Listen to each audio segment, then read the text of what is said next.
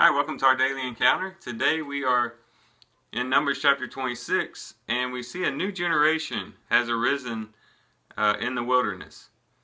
This would include those that were 19 years and younger, when God had said that those who were 20 years and older would not enter into the land, back when they had the evil report from the spies and they chose not to go by faith into the promised land.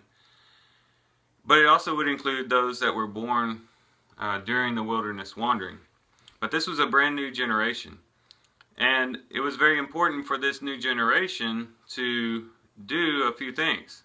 First of all, it was important for them to appreciate what the previous generation had done. You know, as we think about them, especially as we've gotten into the book of Numbers, we think of that previous generation as completely wicked and evil.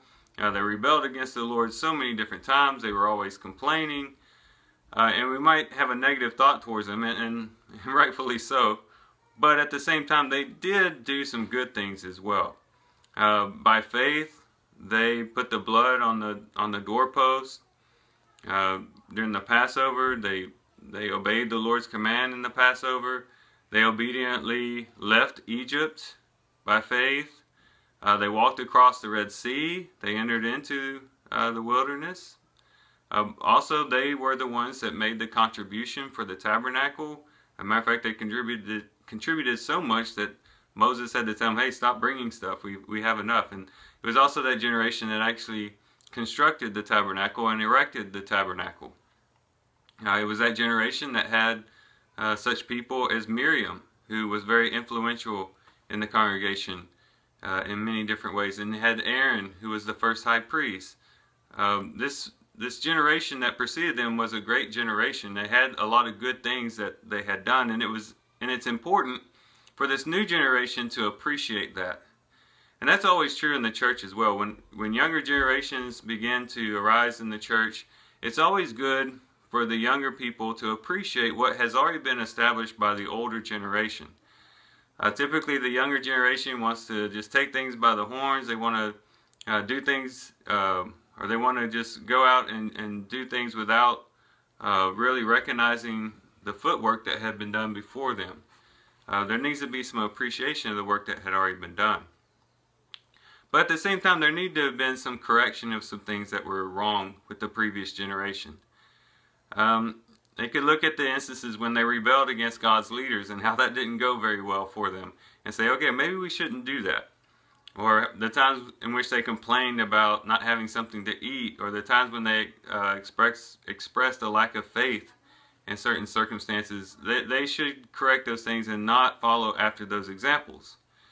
Well, same thing is true in the church. When the younger generation rises up, it's important for them, yes, to appreciate what the previous generation had done, but also to be, creative enough, bold enough to take and make corrections of things that they have seen that perhaps the previous generation had done wrong. But then there was a third thing that this generation should do as well, and that is to forge ahead to new things. They were going to do some new things. They were going to go into a land that their forefathers, or their immediate forefathers, had never experienced before. And they were about to encounter peoples and cultures that they had never experienced before. This was all going to be new things. And so it's important for this new generation to be willing to experience new things. And same thing is true with the young people in the church. They need to find their own way. And the older generation needs to appreciate the fact that the newer generation is trying to find their own way. And they're trying to forge ahead and do new things.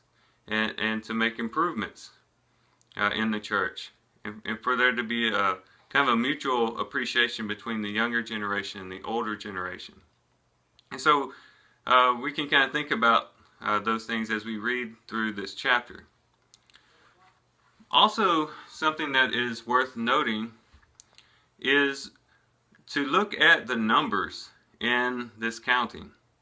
When you compare chapter 26 with the beginning of Numbers, it's very interesting. You find that the numbers don't change. I mean, there is some difference, don't get me wrong, but the numbers don't change a whole lot. As a matter of fact, when you get to the final count of all the people after all the tribes have been counted, In verse 51 it says, those who were numbered of the sons of Israel were 601,730.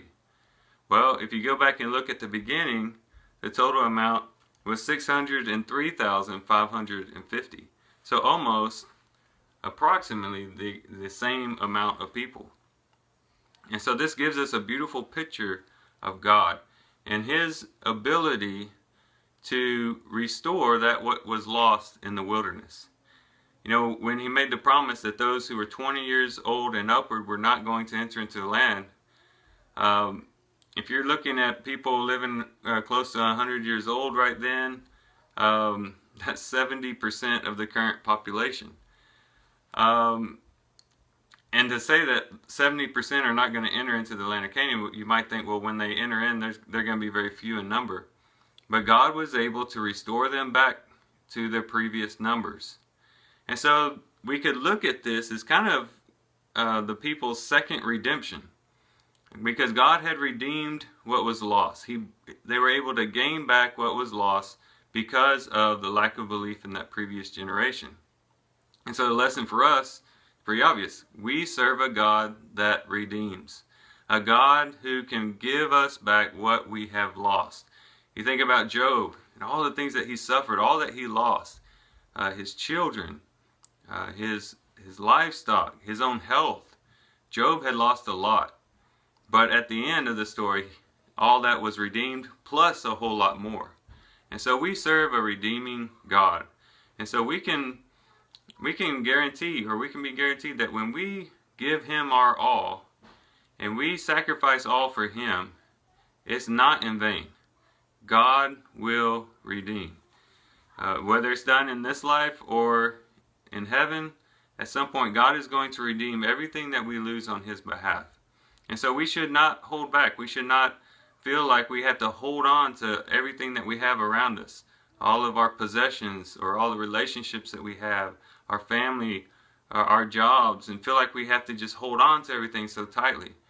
When we put it in the Master's hands, He has the ability to give it back to us. And maybe even give it back to us better than what it was when we handed it to Him. And so this is a beautiful picture of God's redemption. But another thing that's worth noting is the focus of this counting. If you remember in the first part of Numbers, the focus was on them becoming an army. Even when each tribe was counted, it is always mentioned something about, you know, those who could be in the army. Whatever the exact wording was there. According to the number of names from 20 years old and upward, whoever was able to go out to war. There it is. Whoever was able to go out to war. And the focus on each of the countings were those who could go out to war, the army. But here in this reading, yes, the same phrase is mentioned, but not as often.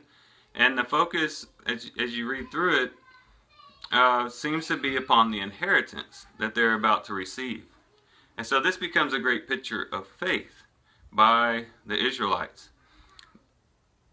Because look what they're doing. They're counting themselves, they're preparing themselves to receive an inheritance that they haven't even acquired yet. That they haven't even won their first battle in the Promised Land. They've won some battles on the outskirts of it, but they have not won any battles in the Promised Land. And yet they're already counting themselves, they're already preparing themselves to how they're going to divide up the inheritance. And that, to me, is a wonderful picture of faith, where you had the evil spies before being a good example of non-belief, a lack of faith. This is a good example of faith. When we count something as done and completed before we even see the beginnings of it happening, that means we're walking by faith. That means we're saying, you know what, Lord, I haven't even seen the first fruits of what you have promised me, but I am going to go ahead and act as though I have already acquired the full measure. And we can do that with certain things in life that we know that the Lord is going to fulfill in our lives, but especially when we think about heaven. To already be living as though we have already acquired heaven, as though we are already there in a sense. And to already be preparing for the time in which we will enter into the fullness of our inheritance in heaven with the Lord. And so this is the walk of faith that we're called to live by. So with that, guys, these are just some thoughts, some things to think about as you do your reading today. I hope they were helpful to you. I hope you guys have a great day. Thank you for watching the video. God bless.